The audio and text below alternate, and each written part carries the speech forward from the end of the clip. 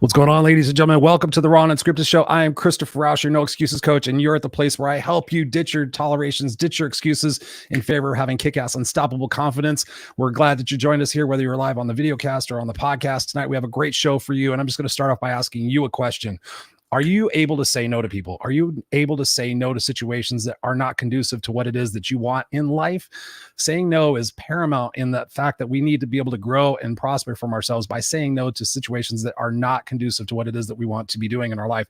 So tonight we're going to be talking about that. So I encourage you to take notes. I encourage you to share this episode out. If you're watching us on YouTube, please like and subscribe to this video, like and subscribe to the channel. There's tons of information on here that can move your attitude and your life forward and build your confidence.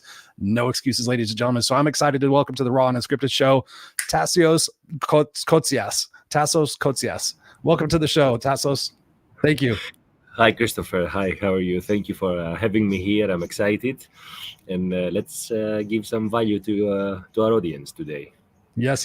Thank you. Did I pronounce your name correctly? Because as I was going live, I was like, I want to make sure I do this right. And then I had two different thoughts in my head. No worries. I know it's always challenging a bit, but it's Tassos. Tassos Kotzias. There we go. Thank you. I appreciate you being here, brother. And you're all the way over in Qatar, right? Yes, I'm in Qatar. Yeah, closely the other side of the world for you. The other side of the world. Oh my God, you might win the contest for being the furthest guest. I've had guests from all over the world, but I know you were doing another podcast that I was watching, and the guy said the same thing. It was, I think, and he was in New York. He's like, I think you might be the furthest one. And I'm like, I don't know. I've had people in New Zealand. I've had people from all over the world, but thank you so much for joining us. I know it's early in the morning there. It's late at night here. So it's a beautiful thing about technology that we can join each other here. So my first question for you is a very simple, but yet an impactful one. What do you want most to get across to people tonight? What do you want people listening to this and watching this? What do you want them to walk away feeling and knowing about their self-confidence and their lives? Well, you know, our subject today is about healthy boundaries, basically, right? And how to say no. And this is a big issue. This is a very big issue for most of the people, also my clients. You know, it's like I can tell you that 80% of all the discussions I have with my clients, either women or men, it's in the end, it's about boundaries. It doesn't mean if it's personal, on a personal base, or on a professional background, or a professional setting, family setting, social setting. Everything is about it's about boundaries, and of course how to say no. So I'm happy I'm here with you today because this is a big issue, and let's get it unwrapped and try to go deep into that. Replying to your question about what would be the, let's say, key takeaways from this today's podcast, I guess it's how people can really live the present, because this is very important, when we are setting healthy boundaries. What healthy boundaries are, maybe just to understand, because people maybe not be able to understand what healthy boundaries in. And Right. Of course, some actions, some tips, and some tools on how to literally say no, how we can actually do that, right? What do we need to do that? And what do we need to think physically, emotionally, even spiritually in order to say no? Course. Yeah. So tell me where in your life you learned about setting boundaries, because I know that's one of the most important things that we can do for our own best interest. I just did a TikTok video on this a little bit ago. What was it for you in your life where you said, hey, listen, I need to set boundaries for myself. Otherwise, I'm going to wind up being a people pleaser to everybody and not to myself. Yes. Well, you know that this is a growing process, right? And this is an ongoing and evolving process, because it's directly related to the self-confidence that we feel, the confidence that we feel at the specific times of our life. Sometimes we are pumped up, and we are ready to rock and roll, and we are ready to really be there ourselves, our authentic selves, and then we're not scared of anything, we're not nervous about anything, and we can really stand up there when it's needed in any situation. Sometimes, some other times in our lives, we're feeling a bit down, we're feeling a bit maybe slower, let's say in a different pace, maybe we are disconnected with our authentic true self, and that makes a big difference as well. So personally, on my personal journey so far, I went all to these kind of road bumps, if I can say, right? So up and down, highs and lows. But I can tell you that my experiences from young, especially with sports, And of course a little bit of the military service, because I'm Greek and we have to do a mandatory military service for a couple of years. so Wow. so all these experiences served a little bit for me to be a little bit more squared in some things, and Sure. in a way to set my boundaries and protect myself in different situations, for good or for bad, because you never know. Sometimes sometimes even setting boundaries, it's a hard you have to take some hard decisions in the end. Oh yeah. Hard decisions could mean that maybe you let people down, or maybe you keep distance with people that you may want them to be around, but in the end, at some point, you have to take these difficult decisions. So, I mean, when you think about personal boundaries, I know for me, that goes back to like knowing my self worth and knowing that I don't have to do everything for everybody else. And I know that comes from a scarcity mindset, because in my life was growing up, I thought I learned the secret to my success was if I can be exactly who I need to be for you, if I know how to be exactly for you, then I didn't have any boundaries. I eliminated my boundaries because I thought success was being a people pleaser. And then I got to the point where I was so frustrated where I really needed to take a step back and say, wow, I don't have to say yes to everything. I have to say yes to what aligns with my values. And that's what I teach my coaching clients is the fact, what are your values? Like getting back to the root. And I love that we go deep on this. I'm not about solving the symptom of a situation. I'm about going to the root. So talk to us about that. I mean, what are some steps that people can sit there and say today that to identify their worthiness? Because I know a lot of people out there don't have that worthiness. What can we do to help people develop that sense of worthiness and to eliminate a lot of the projections that we had from our parents and from our other caretakers in our life that caused us to have that lack of self-confidence? Wow, that's a challenging question, right? And it's really deep because, yeah, because what our experiences, as growing up as children, the families, social setups, schools, education, culture, even in culture, in Qatar, Yeah. as here is a Well, Muslim 100%. country. It's a Muslim country. It's a different setup. I grew up in Greece. It's in a more, let's say, liberal way of growing up, and here I see the kids and I see the families in a completely different mentality. So a lot of factors are affecting on how we gain this worthiness and how we value and how we create our values and our beliefs.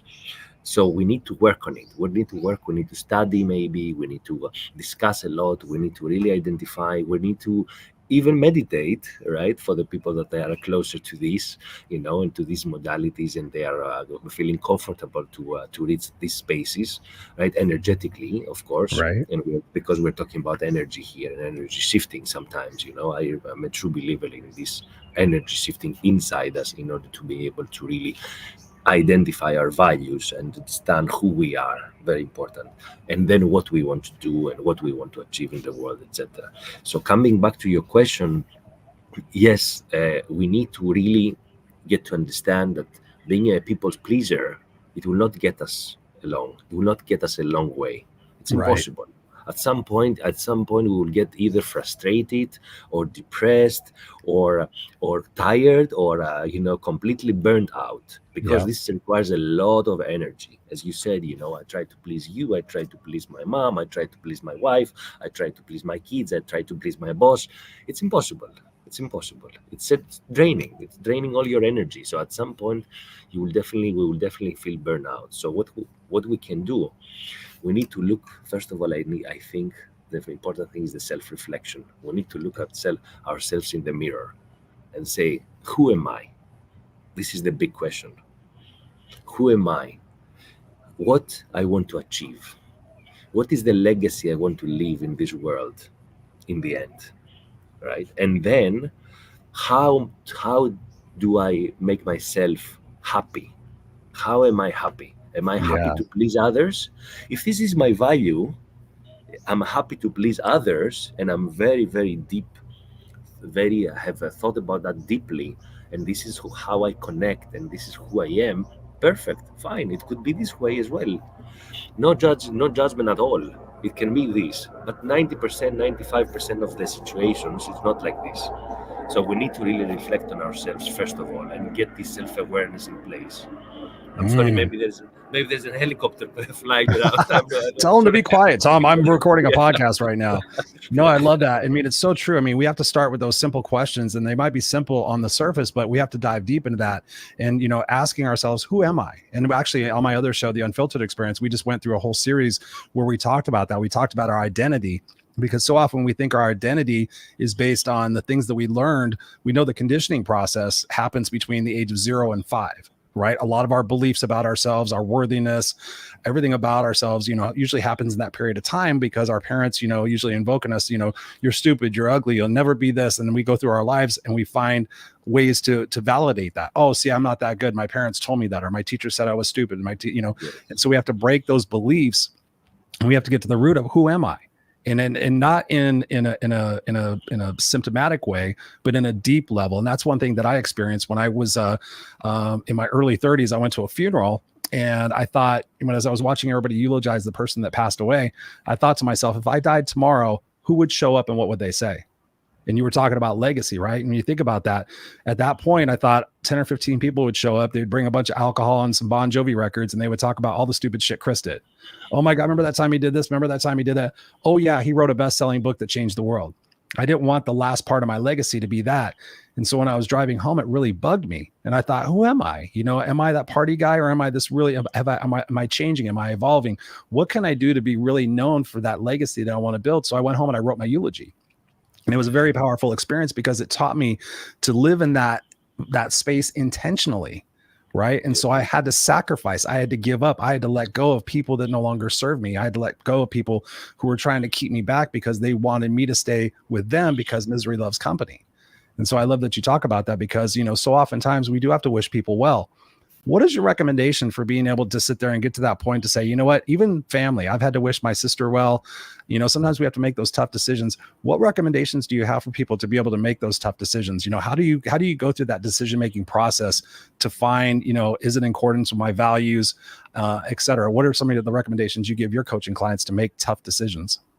But before I go into this question of yours, you will allow me just to share a small experience because I was Sure. watching a podcast like a couple of weeks ago with an author of a very interesting book which is called The Power of Regrets. Very interesting book. Oh, So yeah. this I guy, think I've read it. yes, yeah, it's It's an American.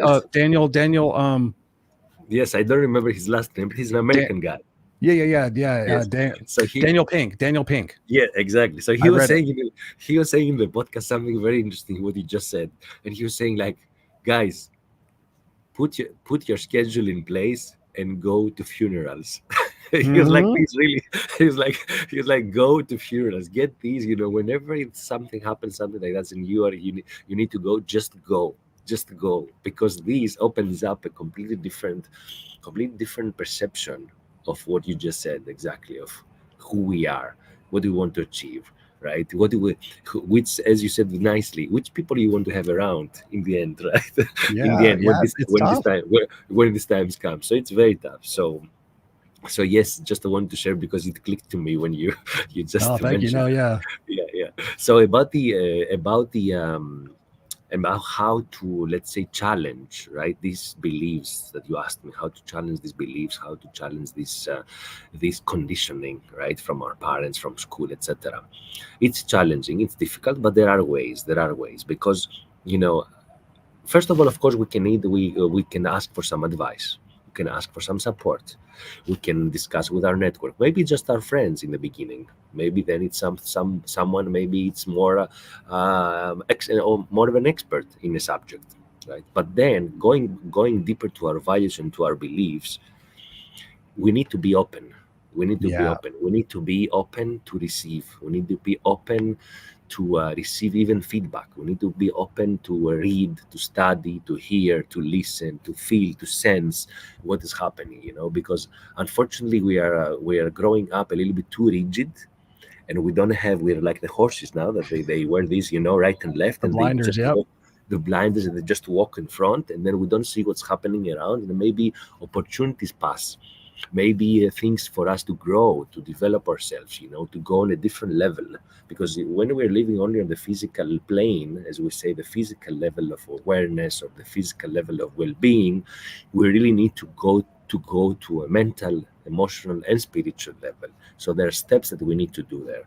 So we can challenge our beliefs. We can challenge our values. We can open up and discuss openly with our friends or with our peers. What do you think about love? What do you think about compassion? What do you think about empathy? What does empathy means to me? What does empathy means to you? Because we all have different translations anyway, because of these conditioning, because of these beliefs, because of these values, right? And I will share with you a personal example and a very personal um, situation, in our family. We have a son and a daughter, right? Our daughter, which is Maya, she's 7 years old now. She's adopted, so we adopted her from Ethiopia, right? And we adopted her exactly when she was 1 year and a half. So you said about of this you mentioned about this window of Yeah. opportunities, I call it, which is literally from 1 year old up to 5, maybe 6 year old for the kids, to Yep. really work on the personality, work on their self-worth, work on their self-image, work on their resilience, even the resilience, because for me resilience is also a very, very important value. Yeah.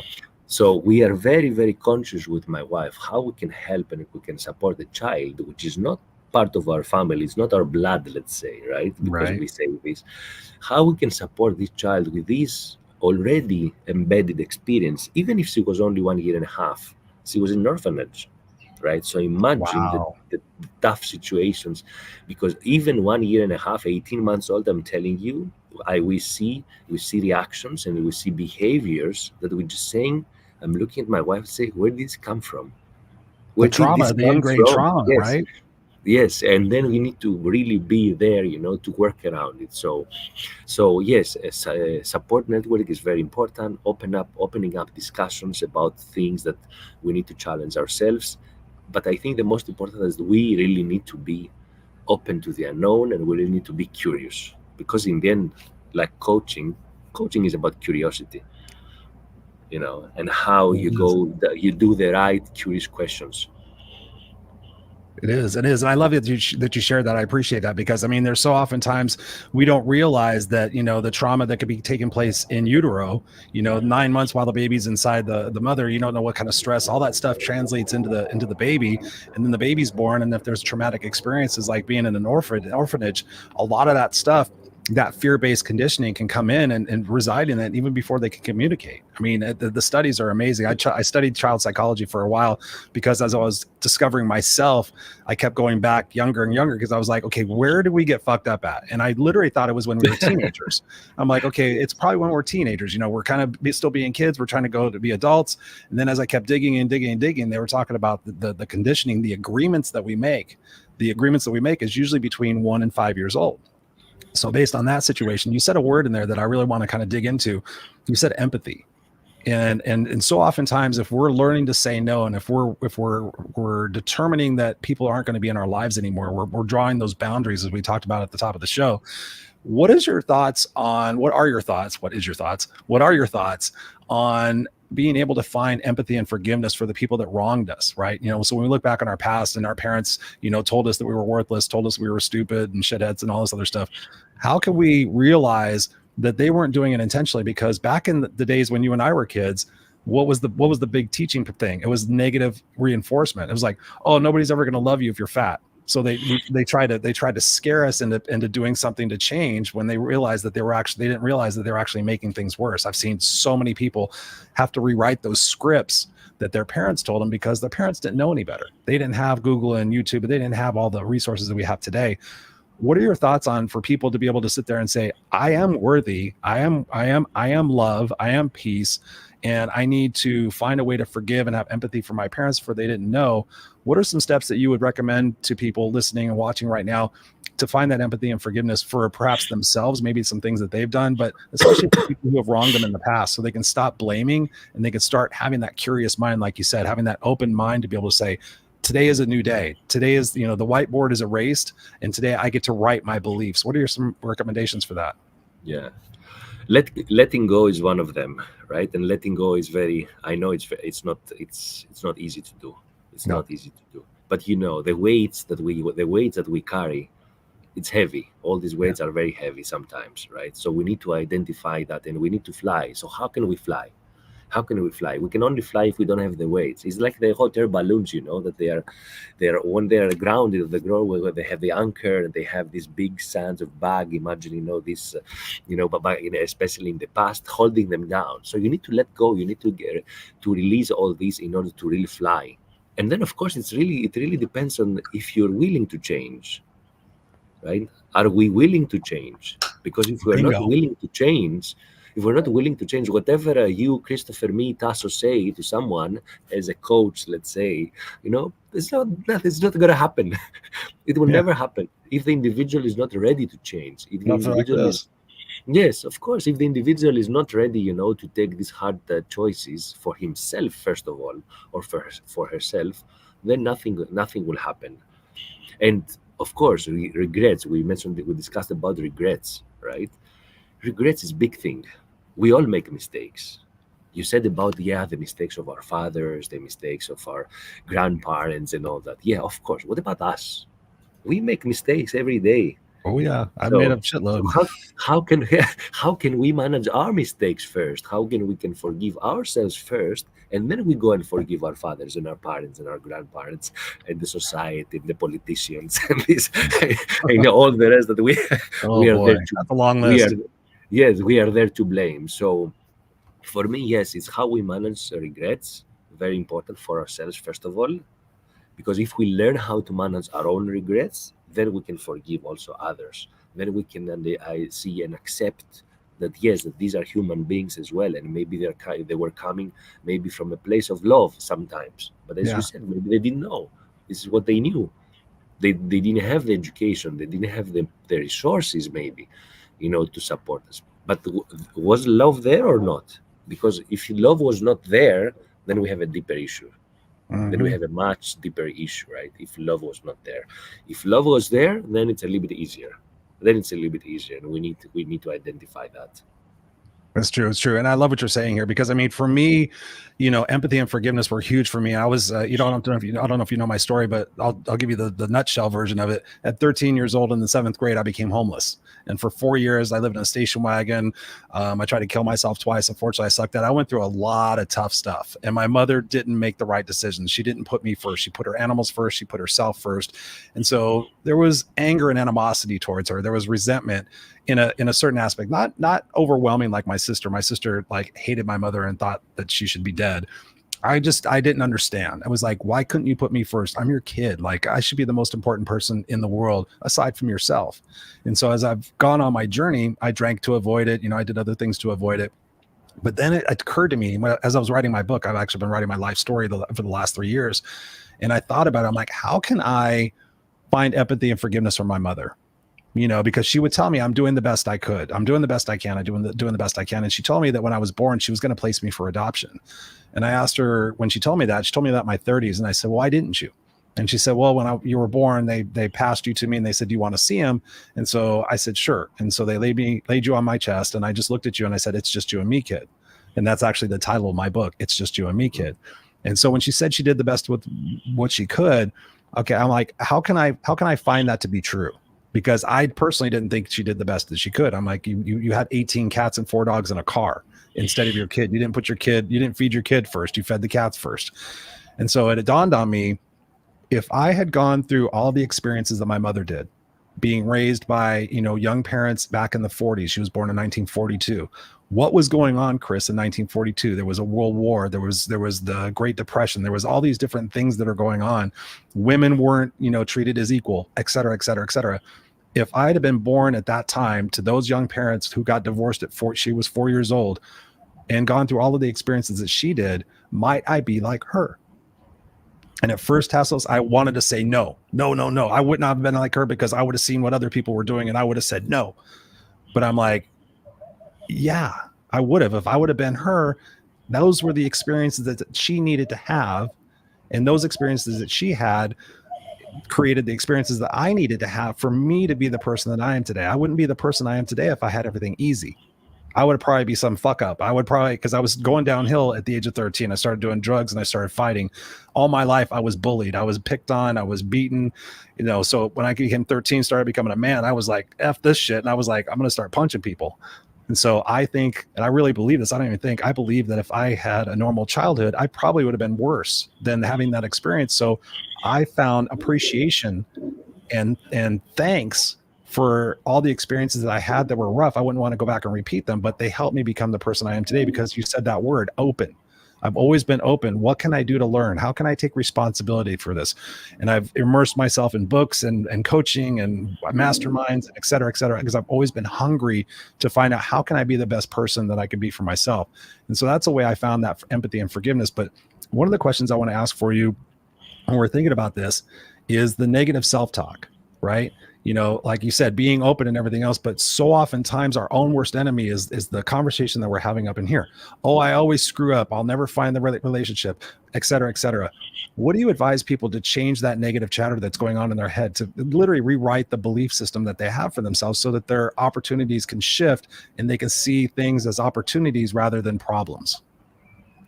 Yeah, negative talk is another big one, unfortunately. Yeah, because our brains are wired like this, and out of nature, our brains are wired, to protect us. Our brains are wired to make us feel safe and comfortable. And usually we are always, for like thousands of years now, we are wired how to protect ourselves from a negative situation, from a threat.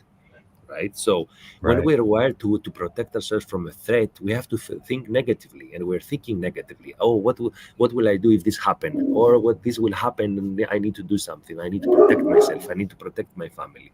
And what if this happened? And what if this, and what if that? Right. So we always think negatively, unfortunately. So this is very difficult to rewire. However, this is part of the evolution. So this is what I was discussing before about the physical, the mental, emotional, and spiritual, right? If you're Yes. thinking, if someone is very strong mentally on the mental processes, then I have to say that 90% it will be really negative talk there. But if someone starts thinking more with a heart, more emotionally, and they are starting connecting also spiritually, or starting connecting with other people, other even the nature, let's say, on a different level, then this negative talk slows down. And it's mindfulness here. Mindfulness can play an important role here. And I'm not talking about meditation or these more advanced practices. I'm talking about mindfulness being Right. in the present. you know I'm here in a garden, actually, right? This is a real Beautiful. setup. So what I just thought here is that, okay, I go and I smell the flower. This is mindfulness. It's not about Yeah. meditation. What makes you feel nice? I walk just barefoot on the grass, for example. Walk barefoot in the grass. This immediately calms down the negative talk, because it connects us with our source. It connects us with the nature. This is our source, the nature. So the more we are connected with the nature, with the earth, with the people that we love, the less negative talk we have. And this is something that we need to think every day, every second of our lives, of our days, from the morning we wake up until the evening when we go to bed, and we close our eyes and we say, now I need to sleep calmly. I need to sleep, peacefully, and I need to get some rest. Right? I know, of course, it's not easy. It's hard days. We have hard days. We have challenging tasks. Every day we have to run here and there. We have to make a living. We have to protect our kids. We have to make to work and make some money. To feed our families. It's not easy. It's not Right. easy. But once we start working on this shift, magic happens. It takes time. Yeah, of course, it takes time. Nothing happens from one day to the other. Mm-hmm. Right? But It's it's an ongoing process. Yes, it's an evolution. And I really appreciate your story, and I really appreciate your experiences there, because, as you said, had you gone through these very challenging situations oh yeah. yourself, you wouldn't be the person that you're now. You see what you said? Mm-hmm. This is what you said. So this is always some spiritually. If you think of it spiritually, maybe this is why we are here, because we need to Oh, go through a specific journey in order to really identify ourselves, help other people, share love, have impact, create whatever is our mission, or whatever is our values and our mission in the end. it's so true. It's so true. Actually, I have a tattoo. I'll try to show you right here. It says, what doesn't kill me only makes me stronger. Exactly. because I literally got to that point in 2016. I was going through a very, very challenging time in my life. And I always say every day is a new day, and what doesn't kill me makes me stronger. I'm not a very religious person. I'm a very spiritual person. I've become that way, but I've just always had the perspective, like every day we wake up, that's kind of an awakening. That's a brand new day. Yesterday is not physically there. It's electrical energy in our brain. Tomorrow isn't here. We don't know if it's going to come or not. So I love how you talk about being in the moment and being that grounded and being aware, because for me, it's about gratitude, right? When I sit there and I look at, I'm grateful for this challenge, because when have I learned and grown the most? When we look back on our life, when have we learned and grown the most? When things were easy or when things were challenging? Joseph Campbell talks about it in The Hero's Journey. Are you familiar with Joseph Campbell? Yes. The Hero's Journey? Yeah. Anybody watching this or listening to this, I encourage you to go to YouTube and type in Joseph Campbell, The Hero's Journey. It's a phenomenal exploration of how we go through the peaks and the valleys. I mean, if we want to go and see a beautiful vista, what do we have to do? We have to climb. We have to climb, and we have to sweat, and we have to get dinged up. And once we get to that vista, we go, boy, this was worth it. Look at how beautiful this is. And the same thing applies to life. And I love your perspective on that. Like, stop and smell and be present, because for me, it's gratitude. Finding gratitude in the challenge, because the challenges are what make us who we are today. It's not the easy stuff. So when we're in this challenge, we can ask ourselves a question. I love asking questions. Is like, what am I supposed to be learning from this? Instead of like, why does this always happen to me? And God damn it, this fucking sucks. And everybody else is doing that. And we compare ourselves, and we have that belief system, like, when am I going to get mine? And I do that too sometimes. But if I could just sit there and say, wow, I'm so grateful for all the experiences that I'm having, because I know that life is happening for me and not to me. And I know that everything that's happened and everything that's happening is preparing me for what's next. And I can look back on my life and think, okay, when I started my corporate career, I went through some challenges in different jobs. I was in construction, I was in telemarketing, I was in fast food, I did blah, blah, blah, blah, blah, blah, blah. But all of those experiences, once I got into corporate, helped me with customer service, helped me with communication, helped me with sales. All of that shit prepared me for that. What was next? Everything that happened in corporate has prepared me for what's happening now. And so when we shift that perspective, like what you're talking about, it's not going to be easy, but the other side of it, it's going to be fucking worth it. And that's what I tell people. No, it's not going to be easy. It took you 50 years to get here. It took you 40 years to get here. It took you 60 years to get here. Give it a little bit of time. And I tell people, give it 3 years. If you're serious about, like you said, being open, and you want to change, and you're eager about that adventure, and you're eager about that exploration, especially now with Google and YouTube and ChatGPT, there's literally no excuse not to be able to go out there and find the information, find the videos, find people who have done it before. Success leaves clues, so we can actually go back and repeat what other people have done. There's so much information out there. There's literally no excuse. But you said that key important situation, Tassos, is the fact that we have to be open and ready and willing. And to change that negative conditioning and that negative self-talk, I give people this advice: eliminate 2 words from your vocabulary: always and never. Always and never. I always screw up and I never do. No, that's bullshit. Because when you tell yourself that, your reticular activation system in your brain goes, oh, see, I did it again. Oh, see, I did it again. Oh, there I go again. See, I am stupid. See, I do fuck up every relationship. But instead, if we could sit there and say, what am I supposed to be learning from this? And is this getting me closer to or further from my stated goal? And that's another powerful question. When we're about to make a decision, we're staying in a relationship that's not conducive to what it is that we're supposed to be really deserving in life.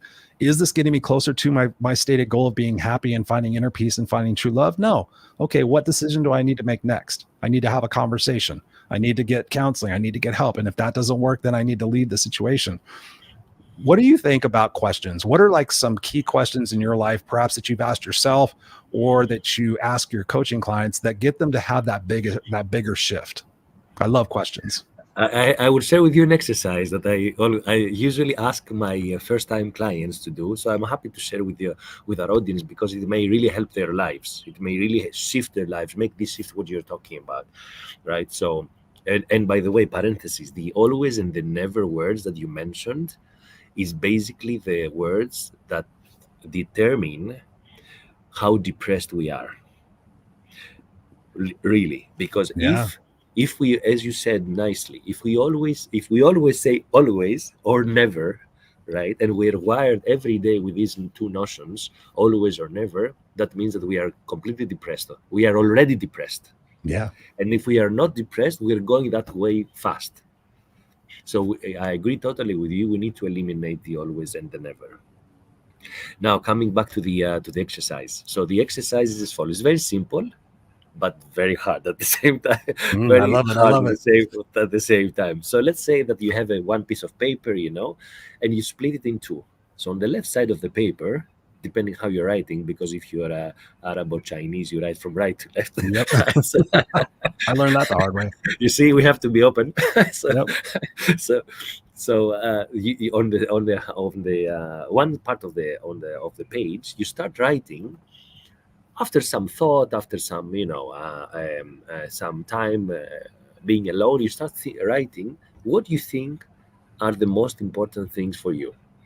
So, for example, maybe it's something about your family, maybe it's something about yourself, for your self-care, for example, maybe it's something about your profession, your career, and promotion, whatever it is. With something that you need to write a book, for example, or you need to to learn a martial art or something, whatever it is that this could be.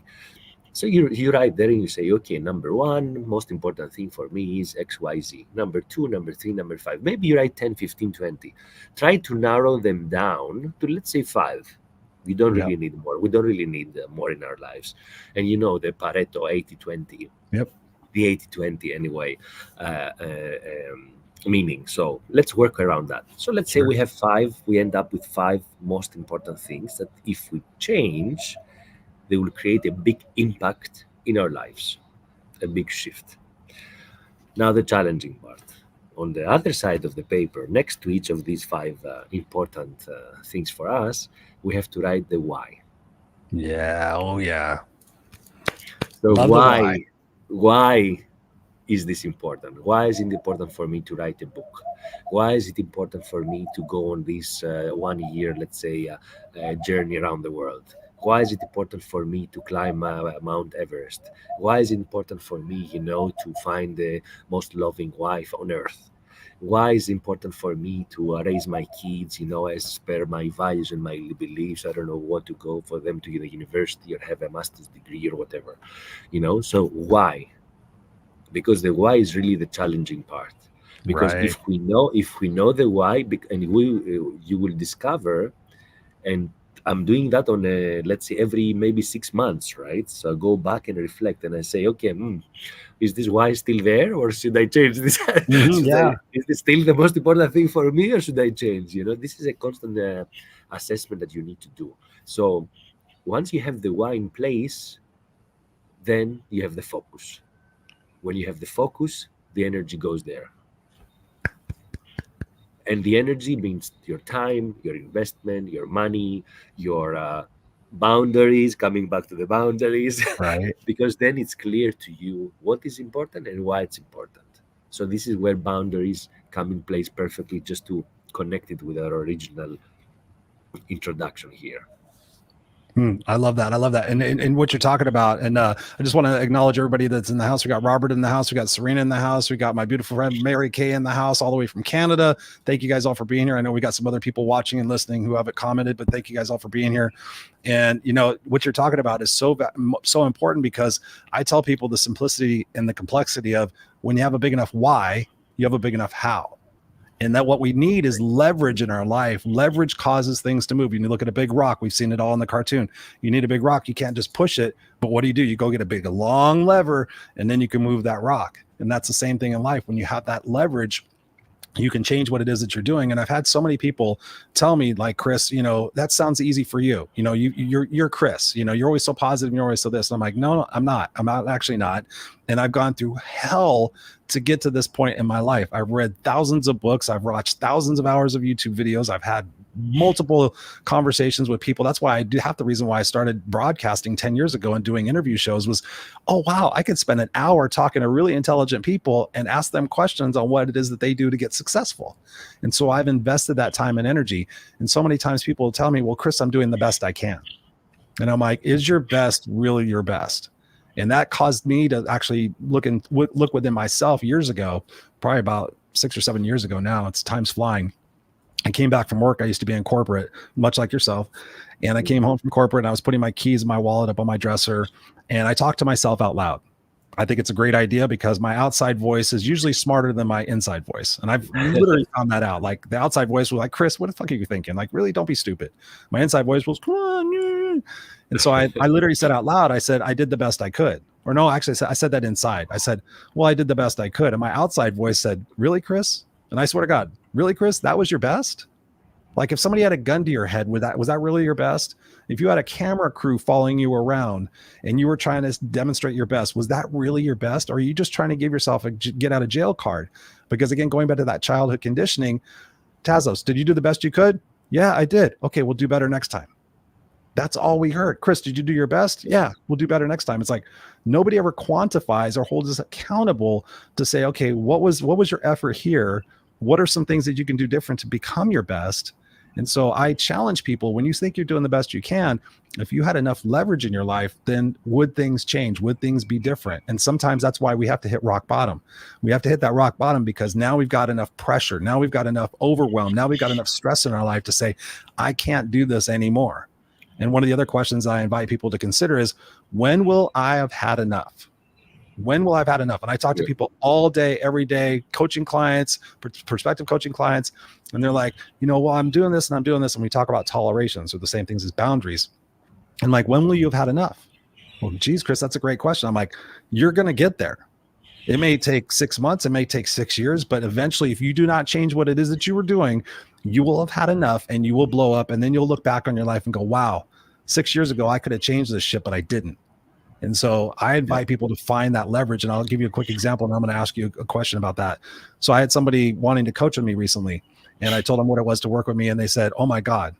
And I said, well, wait a minute. Let me ask you a question. If I asked you to go out there and raise $10,000 in the next 7 days, and it can't be illegal, immoral, or unethical, I said, would you do it? And they said, oh my God, Chris, if I had $10,000, I could work with you. And I said, okay. I said, who's the person you love the most in your life? My son. I'll give you an example that was recent. What's your son's name? Doug. How old is Doug? 9. On a scale of 1 to 10, because I like to quantify things, and you can never pick 7. You can never pick 7. On a scale of 1 to 10, how much do you love Doug? 10. How much would you be willing to do for Doug? Would you take a bullet for Doug? Yes. Okay. Now I'm going to go dark. And I was telling this to this person. So I'm going to go dark because sometimes things change. We get a cancer diagnosis. We get a diabetes diagnosis. I've seen it current time with people I know. Somebody just got a diabetes diagnosis and they're changing all of their stuff. And I'm like, all you had to do was change that shit a fucking few years ago and you wouldn't be almost having an amputation. So I said, I'm going to go dark. When you come home tomorrow, you're going to walk in the door and Doug's going to be sitting on a chair right in the front door. She's like, okay. And I said, standing next to Doug is going to be a gentleman that you do not know who's going to have a 9mm pistol pointed at Doug's head. And he's going to look at you and he's going to say, you need to raise $10,000 in the next 7 days. It can't be illegal, immoral, or unethical. I said, now, madam, what do you do? And every time I get this, I would do it. And I'm like, okay, what would you do? I would sell this. I would ask for this. I would do a GoFundMe. I would do blah, blah, blah, blah, blah. Solution, resource. And I said, okay, what shifted? You just told me 5 minutes ago you couldn't do it. And now you're finding the leverage. You would do it. You would sacrifice. You would go out there and give your blood, sweat, and tears. Talk to us about that. When people say they're doing their best, Tassos, what can we do to inspire them to dig deeper, to find that inner warrior within themselves to say, you know what, I can do more. I can do more. I can do more, without obviously grinding themselves into a pulp. But what are some recommendations to get people to be inspired to find that leverage before they hit rock bottom? Christopher, thank you for sharing. This was a very powerful example what you just gave here. Very, very powerful. Some people don't like it. Some people get mad at me, but I don't care. No, this is very powerful. I appreciate that. Look, doing the best, doing the best we can is directly connected with what we discussed before about what is the most important thing for us. As you said, is the most important thing in your life your son and the life of your son. Then you have to do it. So in the end, if it's about health, for example, we have the example of, oh, I cannot lose weight, I'm overweight, how I can do that, I cannot do it, I go to the gym and it doesn't happen, and all this. So who's to blame there? Is the trainer? Is it myself? Maybe it's my self-discipline. Yeah. Maybe it's my self-image. Maybe it's that I don't put the effort, right? So what it is, what is happening there? So it's once we have identified, that's why we need to do this exercise and identify really what is the most important thing. Because when we really know that deep down inside our hearts, then we will do the effort, then we will put the effort. Otherwise we will not put the effort. It's very clear to me. So this is, that's why I shared this exercise, right? Because it can really give value. It can really give value, to the audience and to the listeners, to the attendees of this show, right? Because once we start working on ourselves on that level, then things shift. And then we say, okay, now I know what I need to do. And then we find the how. Then we go and raise them in this money that you mentioned. Then we go and we start searching what is happening, which resources we have, and what we can use. Then Right. we are becoming curious about this. I think this is the answer. I think it's simple, but at the same time, as we said, very challenging. But once we reach there, but because you mentioned about health, right? So what do I need to do? Do I need to have a knock wood, a heart attack Right. before I change my habits? Before I change Mhm. my nutrition, my diet, my exercise, my the place that I live, the air that I breathe? It's Because so true. I sooner mean, sooner or later something will happen. Something will happen. So if we don't do it ourselves, right? You want to call it the universe, you want to call it God, you want to call it yeah. whatever, it will come, and it will Oh yeah. put us a place of judgment. Yeah, a judgment saying, look, guys, now it's your time. Now you have to decide. You couldn't decide by yourself so far. Now you need to decide. Take a Yes, pick. it's so, I mean, it's Make so your true. I choice. mean, I literally just had that experience myself. I've talked about that my goal in life is to live long enough to see my son get married and have kids or whatever life choice he makes. My son is going to be 7 years old at the end of the month. I'm going to be 55 next February. So I started off late. So when I start doing the math, it's like, wow, I got to live another 20 or 30 years in order to make that happen. And I want to be there. I mean, on a scale of 1 to 10, 10. But then I realize, and for the most part, I'm healthy. I go through ebbs and flows sometimes where I eat a little bad or I drink a little more. And it was a couple of weeks ago when I sat there and I was taking a drink and I was watching a video. It just popped up on my YouTube because things pop up when the student's ready, the teacher appears. And it was Exactly. Andrew Huberman was talking about the impacts of alcohol on your system. And so I thought, let me watch this. And he was talking about acetyl alcohol, blah, blah, blah, and how it is poison and how it's like the number one cancer causing thing. And I was like, wow, everybody in my family's died of cancer. And as I'm taking a drink of this vodka and orange juice with a little 7-Up, it's so good. I was like, I'm literally pouring poison into my body in one hand. And on the other hand, saying, I want to live another 30 years. Yeah. That's hypocrisy, Chris. That's stupidity, Chris. You sit there and preach to people. And so I decided to quit drinking. And I've quit drinking before, but I always have an end date. Like I'm going to quit drinking for 3 months. I'm going to quit drinking for 75 days, whatever.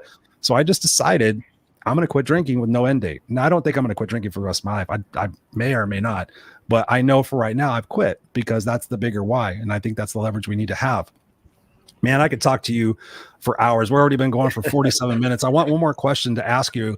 And I want to talk about this before we wrap up. You talk about the HEART method in a few minutes. Talk to us about what that HEART method is, because I love the acronym and I love what it means to what you provide for your coaching clients. Thank you for giving me this chance, Christopher. So yes, the H.E.A.R.T method is, as you said, an acronym which comes from the from how person, individual can become holistic, empowered, accepted, resilient, and transformed in the end. Because for me, and if you during my journey, I've developed these values for myself as well. I've discovered that these values are also important, and so this is what I want to pass also to my clients. How they can become holistic on an everyday, on their lives every day. And what it means holistic means physical, mental, emotional, spiritual, social, financial, all this together. How this holistic approach and holistic routines and habits and actions on a daily basis can provide them the empowerment they need, the, how they can become empowered through that, so that they raise their self-confidence, they raise their self-esteem, they raise their self-worth. Because once they do this is reflected to the outer world. This is radiate it to the other world. So people around them, and first of all from themselves, they will start feeling the acceptance. They will start feeling that yes, they are accepted, yes, they are recognized, yes, they are appreciated for who Mhm. they are, for what they are doing. And then one builds on the other. Once you have empowerment with acceptance, then resilience is coming. Because what resilience means? It means how we can endure hard situation, challenging situation, yes, in difficult times, for long term. This is the definition of resilience in the end. So do we want that or do we don't want that? If we want that, we need to go through this process. Right? Mhm. If we want that, we need to train in the gym for 10 years. If we want that, we need to read 1,000 books if we want to achieve something. If we want the resilience, we need to be disciplined, and we need to wake up at 5 o'clock in the morning or 6 or 7, whatever someone wants to achieve, excuse me, and do the things that they want to do. And then through these all these steps, being holistic, getting the empowerment, the acceptance, receive the acceptance, and becoming resilient, transformation comes. Yes. So that's it basically. So then you're looking at on yourself and you say, okay, I started here and I have reached there, right? And this journey, because it's satisfying journey, of course, it's a transformation, so this is what we want to achieve for every person, and this is my mission, right? As well, throughout these years, I've discovered that this is my mission. How can I support, because I was going through this journey and I'm still going through this journey, how I can also serve and provide, give impact, and bring value to the world. Tassos, I love you. I think it's we've had an awesome conversation tonight. We could talk forever. I want to respect everybody's time. I try to keep the show to under an hour, but where can people get a hold of you to continue the conversation, to learn more about your coaching and to learn more about yourself? They can find me in my website, which is basically my name. Thank you for showing that. Is TASSOSKOTZIAS.com, TassosKotzias.com, right? And of course, there's social media, LinkedIn profile. All the profiles are there, and so I'll be happy. I will be happy to reach, and I'll be happy to offer also to your listeners a 30 minutes free consultation call or free discovery call. Name it. They can name it however they like. They basically, it's, get to know each other, get the chemistry, and maybe this half an hour call can really shift their lives, because I've seen things happening. I've seen magic happening even in 15 minutes Oh with a yeah. training, with a with a discussion, basically, or with a coaching discussion. It's so true. I've given out complimentary coaching sessions as well on podcasts I've been interviewed at, and I did do it out of the goodness of my heart. I know sometimes it converts to a coaching client, but in the same way, I see people like have that aha moment, and I send them off. They maybe can't afford the coaching, but I see them have that transition. So I encourage all you guys listening and watching. I'll make sure it's in the show notes.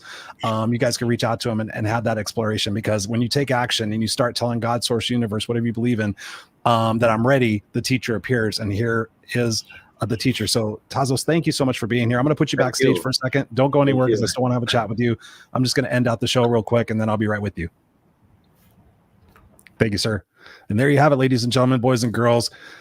If you came into this broadcast halfway through, go back to the beginning. I promise you, we start fresh right off talking about boundaries, and throughout the entire conversation is all about ending your limiting beliefs, how to change your perspective from being a victim to being a victor. All of that is your choice. Wherever you're at in your life, if you decide to continue to bitch, piss, and moan, hope, wish, and pray that someday, show me where someday is on a calendar, ladies and gentlemen, that someday something's going to change. I encourage you to shift your belief now and ask yourself that question. What am I supposed to be learning from this? How can I grow from this experience? What do I need to let go of that is not aligned with my bigger why? Tassos talked about that. What's your why? When you have a big enough why, you have a big enough how. Again, if you get a cancer diagnosis tomorrow, what are you going to do? You're going to continue to drink alcohol and eat bonbons? No, you're going to start looking like, what do I have to drink? Oh, vegetable juice or protein shakes or whatever it might be. You have to have that leverage in your life now. Otherwise, what are you going to have? Regret. There's a book out there, The 5 Regrets of the Dying. I should get a fucking dollar for every time I recommend this book. I'd be a millionaire. The 5 Regrets of the Dying. It's a hospice nurse who sat with people who were dying, and she determined that the number one regret of the dying was that. And they're looking back on their life. They're dying. They literally have no more tomorrows necessarily. And they realize, I lived the life I was told to live. I lived the life I thought I was supposed to live. I didn't live the life I wanted to live. I didn't take that chance to go after my dream. I didn't take that risk to end that relationship that I knew was not in my best interest, but I continued doing it.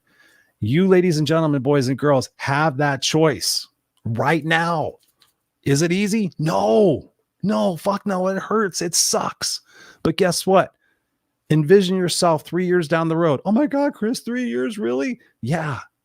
If it's taken you 40 years to get here, perhaps you can invest 3 years to go on the other side of all this. If I leave this relationship, if I leave this job, if I start my business, 3 years from now, I can look back on this and go, that was the greatest moment of my life. When I got let go from my corporate job, November 7th, 2019, I was crushed. And now I look back and I'm like, it was the greatest gift ever. Was it easy? No. Was it challenging? Yeah. I had to go through identity crisis. I had to figure out who I was again. I had to really get serious and honest with my own advice and say, Chris, this is happening for you, not to you. This is your time to fly.